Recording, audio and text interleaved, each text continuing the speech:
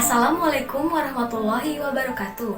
Perkenalkan, nama saya Septiani Wibowo dari kelas A1 PGSD 2018. Saya melaksanakan KKN Mandiri ini di wilayah tempat tinggal saya sendiri, yaitu di Kampung Randukurung, RT 1, RW 9, Desa Tani Mulia, Kecamatan Ngamprah, Kabupaten Bandung Barat. Sebelum melaksanakan KKN ini, saya terlebih dahulu meminta izin kepada pihak RW mengenai bagaimana dan apa saja kegiatan yang akan dilakukan pada setiap siklus KKN ini. Pada siklus pertama ini, fokus kegiatannya yaitu pendampingan pembelajaran oleh orang tua selama masa pandemi COVID-19. Sasarannya yaitu kepada 3 keluarga.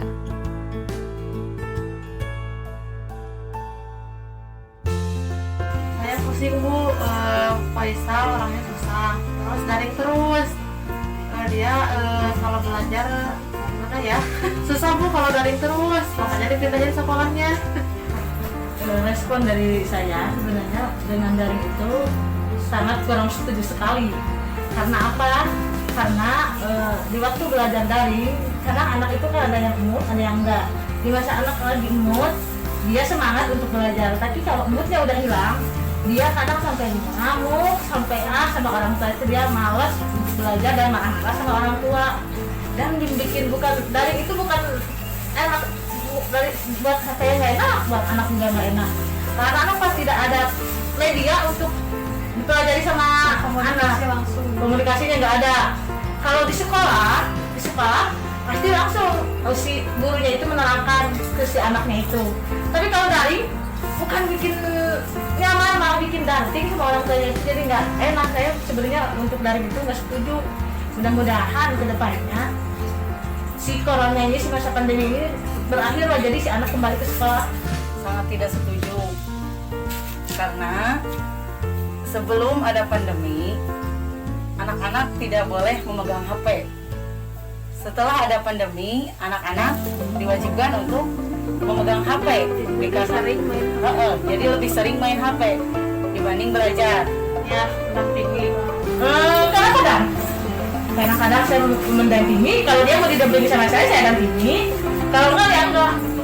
Alhamdulillah selalu. Banyak banget. Kendalanya kalau disuruh baca susah, suruh menulis susah. Ya itu kendalanya ya di anaknya itu, si anaknya. Terus kadang medianya itu nggak ada. Terus kalau misalkan prakteknya juga nggak ada. Kendalanya itu anaknya kalau lagi nggak moodnya itu kendalanya buat saya itu sangat. Pokoknya kendalanya itu moodnya dia ya, kalau lagi nggak mood gitu. Kendalanya ketika dia moodnya lagi turun. Ya tanya aja ke teman gitu, ke orang tua murid, ke semua orang tua. Ya.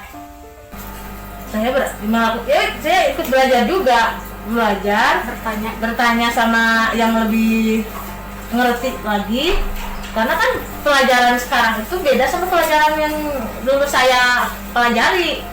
Apalagi sekarang kan dari itu nggak ada sama sekali prakteknya, dari guru itu nggak ada, cuma guru itu ngasih materi dan materi, prakteknya nggak ada. Biasanya langsung buka Google aja. Dikarenakan mungkin pendapat orang tua dan guru itu tidak sama, jadi lebih baik buka Google aja. Searching di dia. Kalau belajar ya dibujuk aja Bu, disuruh ini dulu video apa sih namanya teh, harus pegang HP dulu, ya nonton YouTube. Oh, cari perhatian Ya gitu. Saya harus banyak nasehatin ke dia gimana supaya dia balik untuk belajar. Saya terus kasih nasihat dan motivasi supaya dia semangat untuk belajar. Kalau misalkan dia nggak dikasih nasihat, kan sebagai orang tua kan nggak boleh keras dalam mengajar anaknya. Kalau dia nggak mau, kita nggak boleh kerasin, harus secara lemah lembut, karena anak saya itu beda sama yang lain. Melakukan hal dengan cara mengasih hadiah, baru dia mau belajar. memberi reward. Iya, memberi reward. Ya, supaya anak itu lebih pintar, harus lebih belajar giat lagi. Harapannya ya mudah-mudahan dan belajar daring ini, harapan saya sih mudah-mudahan nggak ada daring lagi ya ke depannya. untuk semester berikutnya mudah-mudahan normal. Nggak ada daring lagi. Saya mau mudah-mudahan makanya ingin kembali normal seperti semula. Belajar sekolah, anak-anak pun happy dengan dia pakai seragam sekolah, dengan ada upacara di sekolah. Pokoknya membuat anak happy kalau kembali ke sekolah. Beda sama daring bukan bikin dia happy, malah dia mumet. Orang tua mumet, anaknya juga mumet. Harapannya mungkin pandemi cepat berlalu supaya anak-anak cepat bertatap muka. Cara anak belajar itu kan beda-beda ya. Ya, Ada beda-beda. yang memang lebih suka Ya. visual gitu, melihat langsung Ya. materinya. Ada juga yang memang harus audio visual, harus ada suara dari video. Terus kadang bisa juga lewat obrolan orang lain, jadi anak tuh lebih ngerti gitu. Kalau misalkan Kalau Pak Is, kalau masalah belajar harus langsung belajar tatap muka. sedikit yang saya ketahui ya Bu, untuk belajar mengatasi pembelajaran gitu supaya tidak bosan. Di antaranya itu yang pertama, biasanya ibu suka ngajak anak-anak untuk refreshing ya Bu. Misalkan setelah seminggu belajar, terus hari minggunya atau hari sabtunya diajak kemana gitu. Karena seperti yang sudah saya baca, mengajak anak bermain atau rekreasi itu ketika libur bisa meningkatkan mood juga. Terus selain itu, seperti yang sudah tadi ibu katakan, memberi motivasi, bujukan gitu ya, jangan terlalu keras, mungkin seperti itu. Terus bisa juga dengan memberikan reward atau hadiah Ya. jika misalkan Dia mengerjakan. dia mengerjakan tugasnya, kita kasih reward atau punishment, misalkan hukuman jika dia tidak tepat dia mengerjakan tugasnya.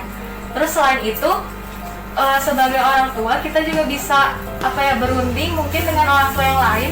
Misalkan kalau tugas-tugasnya memang terlalu berat sampai memberatkan anak-anak, mungkin bisa berunding dulu dengan musyawarah dengan orang tua. Kemudian bisa salah satu perwakilan orang tua murid bisa ngomong ke gurunya juga, karena kan itu juga hak juga ya Bu, hak kita sebagai orang tua. Karena di guru juga ada yang namanya keterampilan menggunakan variasi dalam mengajar. Kalau misalkan seperti itu terus kan berarti dia tidak menggunakan keterampilan variasi ketika mengajar. Mungkin seperti itu Bu.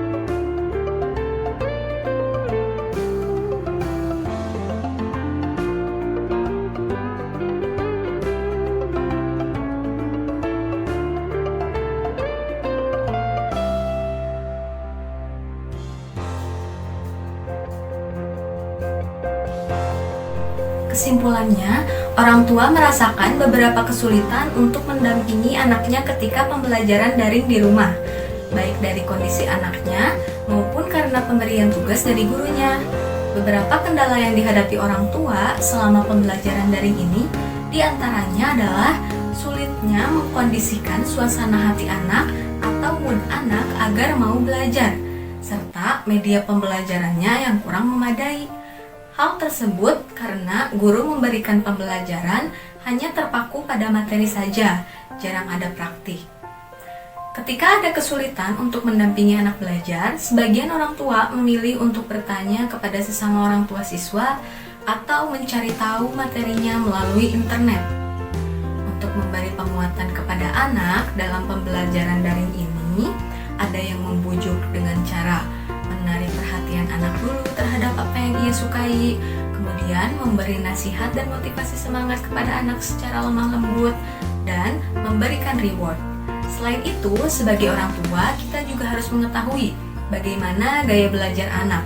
Ada anak yang memiliki gaya belajar visual, akan lebih mudah menangkap informasi melalui gambar dan rekaman. Ada juga yang senang mendengarkan cerita orang untuk menangkap informasi. Orang tua berharap agar pandemi COVID-19 ini cepat berlalu dan sekolah kembali normal seperti semula.